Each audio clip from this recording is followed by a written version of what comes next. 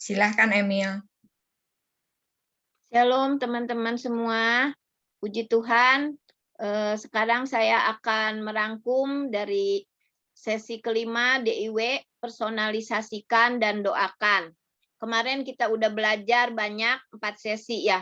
Kita akan lihat ulang bagaimana kita sudah belajar. Metode pertama kita belajar mengenai ucapkan, yaitu memberi penekanan kepada setiap kata yang berbeda. Kedua, membayangkan, yaitu memvisualisasikan diri kita ke dalam satu situasi. Ketiga, selidiki, yaitu menanyakan beberapa pertanyaan yang spesifik pada sebuah teks. Yang keempat, parafrasekan, kita belajar mengungkapkan ulang isi firman Tuhan dengan kata-kata kita sendiri. Sebelum masuk pembahasan sesi kelima, kita mau melihat bagaimana keuntungan kita menghafal ayat Alkitab. Kita menghafal Alkitab itu memasukkan firman Tuhan ke dalam hati kita sehingga kapanpun kita menghafalnya kita akan mengingatnya. Seperti dikatakan ini di dalam Amsal 7 ayat 2 dan 3, berpeganglah pada perintahku dan engkau akan hidup, simpanlah ajaranku seperti biji matamu, tambatkanlah semuanya itu pada jarimu dan tulislah pada loh hatimu. Namun sayang ya, kadang ketika kita disuruh belajar menghafal, kita bilang, nggak bisa. Kita bilang, udah tua, nggak mampu. Tapi ingat ya, ada satu prinsip di dalam hidup kita, bahwa kita itu bisa menghafal sesuatu yang berharga di dalam hidup kita. Kita bisa menghafal nama, alamat, password, mungkin resep masakan. Kita juga bisa di sisi lain, kita itu mengingat sesuatu yang menyakitkan di dalam hidup kita.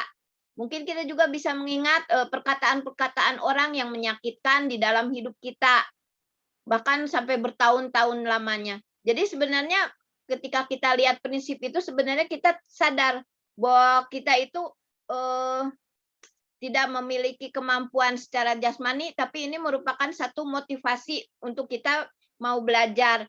Kita merasa hal itu berharga sehingga kita mau mengingatnya dan mau menghafalnya. Di dalam Mazmur 119 ayat 72 dikatakan, Taurat yang kau sampaikan adalah baik bagiku, lebih daripada ribuan keping emas dan perak. Jadi kita sadar firman Tuhan itu betapa berharganya firman itu, sehingga kita rela mulai tertarik menghafal firman Tuhan dan menyimpan di dalam hati kita. Sekarang kita mau lihat beberapa keuntungan kita menghafal firman Tuhan.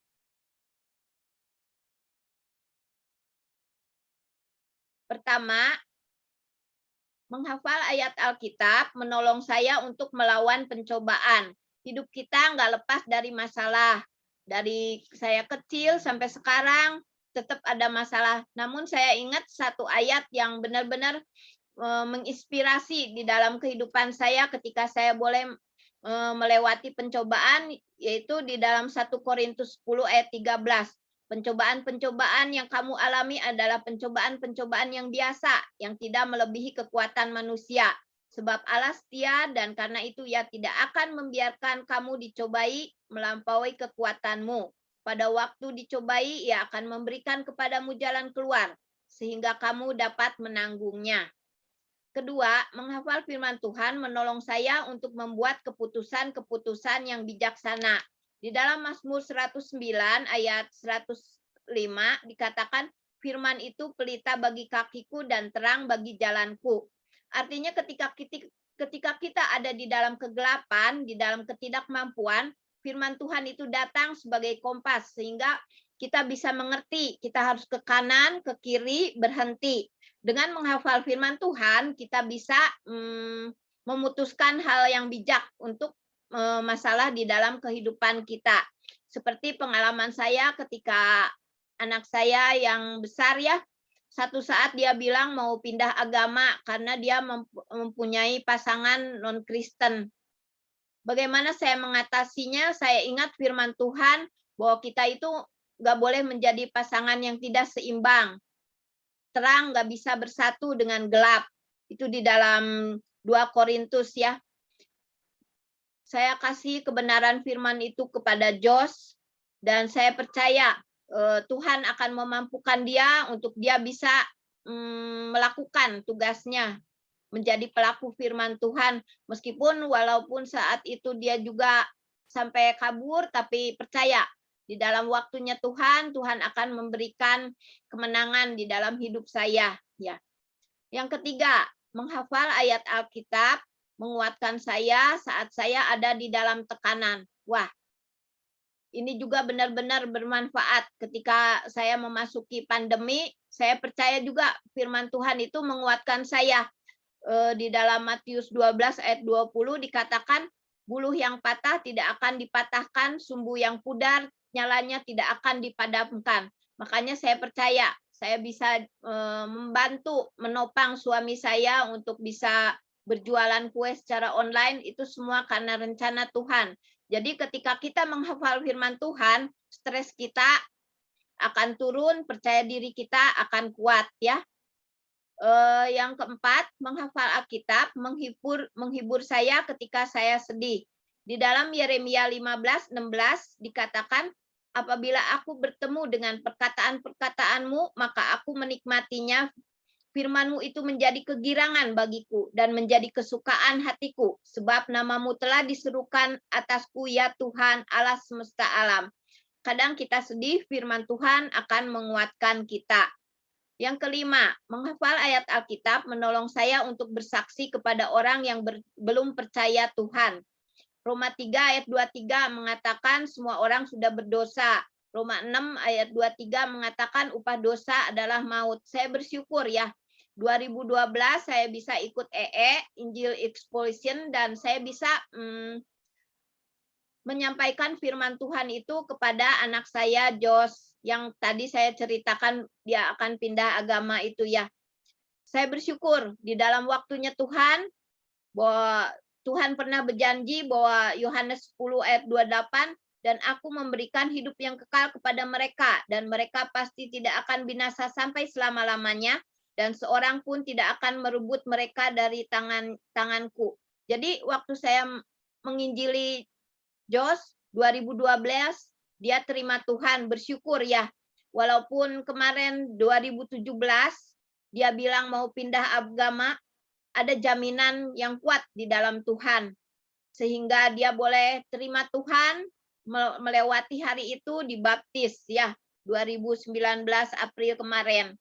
Jadi ibu-ibu, ayo kita mulai membangun hidup kita dengan banyak menghafal firman Tuhan. Kita bisa menolong suami, kita bisa menolong anak cucu kita. Ya. Sekarang kita akan beralih ke kapan menghafal Alkitab. Menghafal Alkitab yaitu kita lakukan ketika kita sedang bersaat teduh. Bagaimana caranya? Mungkin kita bisa tulis di secari kertas, bisa disimpan di dompet, di cermin, atau tempat-tempat yang mudah dilihat. Kita rindu belajar menghafal Alkitab ya. Sekarang cara menghafal ayat Alkitab. Pertama, pilih satu ayat Alkitab. Di sini kita akan baca di dalam Matius 7 ayat 24. Setiap orang yang mendengar perkataanku ini dan melakukannya, ia sama dengan orang yang bijaksana yang mendirikan rumahnya di atas batu. Yang kedua, sebutkan alamat Alkitab sebelum dan sesudah Anda membaca ayat itu. Menjadi Matius 7 ayat 24, setiap orang yang mendengar perkataanku ini dan melakukannya, ia sama dengan orang yang bijaksana yang mendirikan rumahnya di atas batu. Di mana alamatnya? Matius 7 ayat 24. Ketiga, bacalah ayat tersebut berulang kali dengan suara nyaring. Jadi diulang lagi membacanya. Keempat, bagilah ayat tersebut menjadi beberapa kalimat. Jadi menjadi Matius 7 ayat 24, setiap orang yang mendengar perkataanku ini dan melakukannya, ia sama dengan orang yang bijaksana yang mendirikan rumahnya di atas batu. Yang kelima, beri penekanan kata kunci setiap frase. Menjadi Matius 7 ayat 24, setiap orang yang mendengar perkataanku ini dan melakukannya, ia sama dengan orang yang bijaksana yang mendirikan rumahnya di atas batu. Atau bisa juga kita belajar dengan menggunakan gerakan ya. Matius 7 ayat 24, setiap orang yang mendengar perkataanku ini dan melakukannya, ia sama dengan ia sama seperti dengan orang yang bijaksana yang mendirikan rumahnya di atas batu. Yang keenam, ayat tersebut harus selalu dihafalkan kata demi kata dengan sempurna. Tapi jangan lupa ya ibu-ibu, menghafal perlu juga kita praktek karena firman Tuhan bukan informasi tapi sebuah transformasi. Kita lanjutkan ke 4 faktor dalam menulis Alkitab, menulis penerapan aplikasi yang baik ya. Di sini yang pertama berpribadi. Artinya tulis dengan kata ganti orang pertama. Kalau kita dulu kalau menemukan ayat Alkitab selalu bicara, wah ini bagus untuk si itu, wah ini bagus untuk si ini. Kita sekarang harus belajar bicara apa yang harus saya perbuat ketika saya bisa melihat ini firman Tuhan ya. Yang kedua, praktis, sesuatu yang spesifik bisa Anda lakukan. Yang ketiga, dapat dilakukan sesuatu yang Anda bisa capai. Mungkin kalau berdoa nggak mungkin 5 jam sehari, tapi kita mau berdoa ketika kita mau keluar rumah, ketika kita mau makan, itu ya. Yang keempat, sesuatu yang dapat diukur sehingga Anda tahu ketika Anda telah melakukannya, buatlah tenggat waktu, target untuk lihat apakah sudah tercapai. Jadi ini ya, baru sekarang kita ke metode merenungkan Alkitab dengan cara personalisasikan.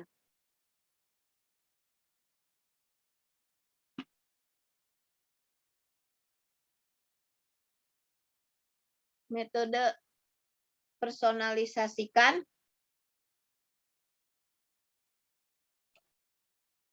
menulis nama sebagai pengganti untuk kata ganti atau kata benda yang digunakan di dalam Alkitab.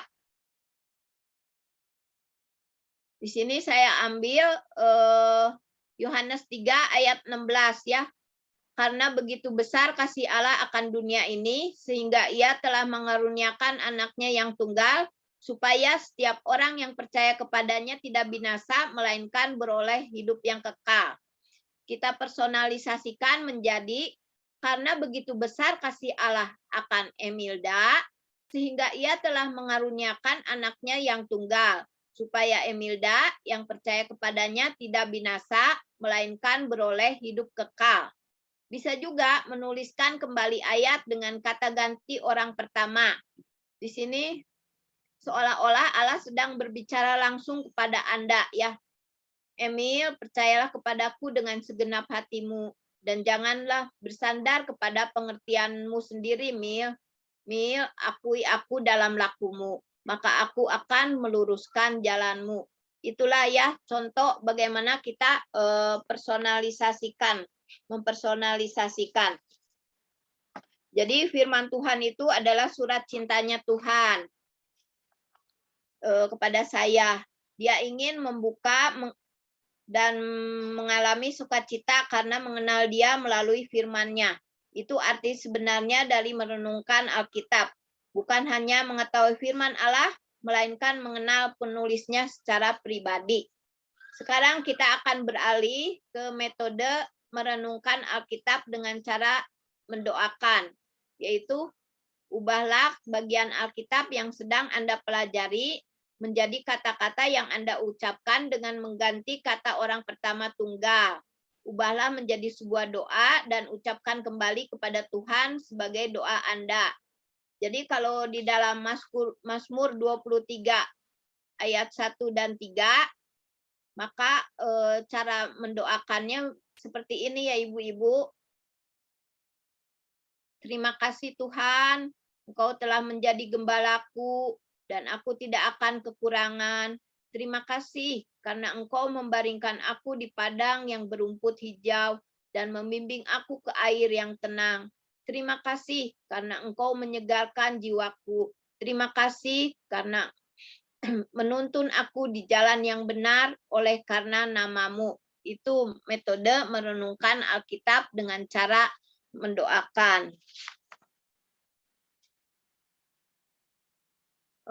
Jadi selanjutnya tulislah pemikiran-pemikiranmu dan doa itu ya. Kita dan cari aplikasinya. Apa yang Tuhan inginkan supaya saya lakukan, apa yang harus saya ubah setelah saya baca dan doakan ayat ini. Jadi sekian ya rangkuman dari sesi kelima. Terima kasih, semoga bermanfaat untuk ibu-ibu semua.